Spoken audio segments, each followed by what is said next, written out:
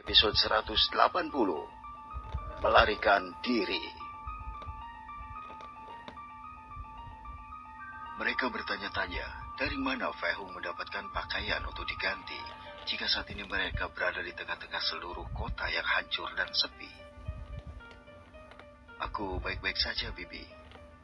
Fei Hung mengangguk sambil tersenyum sambil melambaikan tangannya. Dengan jelas menunjukkan bahwa dia tidak terluka. Dan kemudian dia berpikir selama beberapa detik sebelum berkata, "Lagi pula, kalian bisa memanggilku Fei Hung saja, atau apapun yang kalian suka." Fei Hung tidak selesai berbicara ketika dia melirik langsung dan agak agresif pada Xin Wanying yang juga menatapnya dengan prihatin. Namun, Xin Wanying memandang Fei Hung dengan dingin tanpa terganggu oleh tatapannya, tetapi semua orang bisa melihat sedikit roda merah di wajahnya. Xinzi terkejut dengan komentar Fei Hung, tetapi ketika dia mengamati tatapan Fei Hung pada putrinya, dia dengan cepat mengerti. Wajah Xinzi menunjukkan senyum cerah. "Saudari Wanying, kau..." Zhang yang memandang Xin Wanying dengan iri ketika dia melihat tatapan Fei Hung padanya. Bahkan Wang Ying juga merasakan hal yang sama.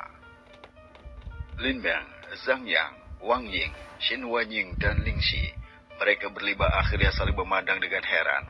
Keterkejutan melewati mata mereka dengan jelas saat mereka melihat satu sama lain. Pada saat ini, mereka berlima wanita saling memandang. Dengan keterkejutan melewati mata mereka dengan jelas saat mereka melihat yang lain. Masing-masing dari mereka saling memandang, mengingat masa lalu, masa kecil mereka, dan hubungan persaudaraan mereka sebelumnya. Memikirkan bahwa ketika mereka masih kecil, mereka berlima adalah orang-orang yang selalu berkumpul untuk bermain. Mereka juga telah bersumpah saudara sejak kecil, meskipun mereka waktu itu masih terlalu muda. Mereka sangat menghargai satu sama lain, dan bermain seperti saudara kandung.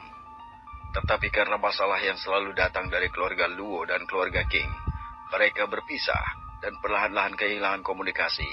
Tetapi tetap saja mereka selalu berjanji satu sama lain untuk menjadi saudara perempuan yang disumpah apapun yang terjadi. Setelah beberapa detik melihat satu sama lain dan mengingat ikatan persahabatan dan persaudaraan yang mereka buat dulu, mereka semua berbalik untuk melihat ke arah Fei Hung. Memikirkan bahwa sekarang masing-masing dari mereka jatuh cinta pada orang yang sama, Fei Hung merasakan tatapan langsung dan dalam yang dia terima dari 5 wanita ini. Apa yang sedang terjadi? Fei Hung mulai berkeringat dingin di dalam saat dia merasakan tatapan berbahaya yang dia rasakan saat ini. Lin Meng melanjutkan untuk mengirimnya pesan dengan indera spiritualnya, menceritakan ringkasan singkat tentang persahabatan yang mereka miliki berlima. Fei Hung langsung mengerti ketika dia melihat kelompok wanita ini dengan tidak percaya. 5 wanita yang telah lama jarang berkumpul bersama untuk dipersatukan kembali setelah beberapa tahun. Meskipun dia tahu sedikit karena ikatan Lin Meng, Fei Hung masih terpana mengetahui hal ini. "Kami berlima telah bersumpah menjadi saudara. Jadi, jika kau akan menikahi salah satu dari kami, kau harus menikah denganku juga."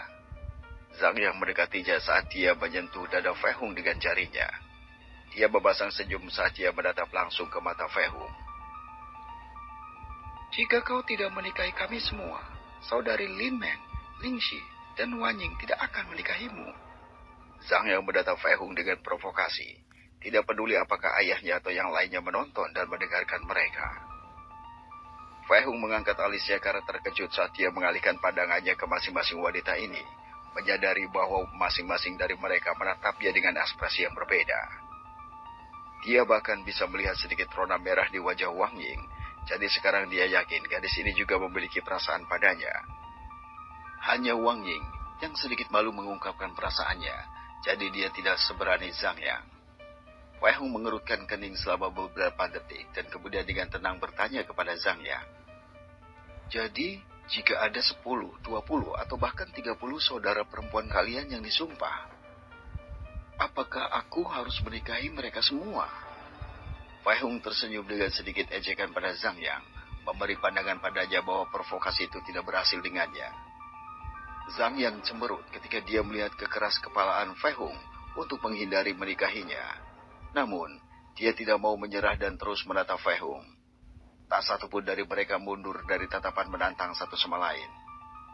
Fei Hung mencari bantuan dari Lin Meng hanya untuk mendapatkan tatapan main-main dan menggoda darinya. Fei Hung hanya tersenyum pahit di dalam hatinya. Sepertinya ada yang lapar. Fei Hung mendengar gerutuan kecil dari perut Huan Yin dan menemukan alasan untuk keluar dari situasi ini sambil berkata kepada Huan Yin, "Bagaimana kalau aku membuatkanmu sesuatu yang enak untuk dimakan?" Wajah Huan Yin memerah karena rasa malu menutupinya sepenuhnya. Dia lapar, jadi perutnya sedikit berbunyi. "Kalau begitu, ayo kita makan." Fei Hung mengangguk kepada semua orang di tempat itu untuk mengucapkan selamat tinggal saat dia berbalik dan mulai berjalan dengan Huan Yin di pundaknya menuju rumah Ling Xi. "Adik Xi, saudara Yan, sampai jumpa di rumah." Fei Hung melarikan diri dari tempat itu dengan punggung berkeringat dingin. Dengan cepat, dia mengeluarkan pedangnya dan terbang ke langit sambil membawa Huan Yin di pundaknya. Setelah Fei Hung terlihat menghilang menembus awan, semua orang secara bertahap memulihkan pikiran mereka. Zhang Yang menginjakkan kakinya di tanah saat dia melihat Fei Hung melarikan diri. "Sepertinya seniman bela diri yang berada di luar kota yang kita tinggalkan baru saja sampai." Wang Shu berbicara keluar dari ketidaknyamanan ketika dia melihat bahwa sedikit demi sedikit para seniman bela diri mulai berdatangan. Kita harus mulai membereskan semua ini." Wang Hong angkat bicara ketika dia melihat kekacauan ada di mana-mana. "Tapi semua ini akan lebih mudah ditangani tanpa keluarga Luo dan keluarga King," Zhang Chao berkata ketika dia mengingat semua yang terjadi pada hari ini. Dan jika bukan karena Fei Hung, keluarga Luo dan keluarga King akan membunuh mereka semua. "Oh iya, di mana mereka?" tanya Lindong saat dia mencari keberadaan kelompok Luo Xian dan King Ruo. "Mereka telah mati," Lin Meng menjawab pertanyaan ayahnya. "Mati?" Lindung bertanya dengan aneh sambil mengikuti arah yang ditunjukkan oleh putrinya. Banyak potongan daging, tulang, jeroan, dan bahkan darah berserakan di tempat orang-orang itu sebelumnya.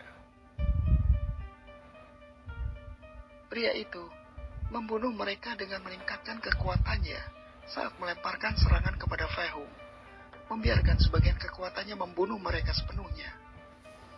Lin Meng menjawab pertanyaan semua orang ketika mereka tidak mengerti mengapa hanya ada potongan daging dan tulang di tempat kelompok Luo Xian berada sebelumnya.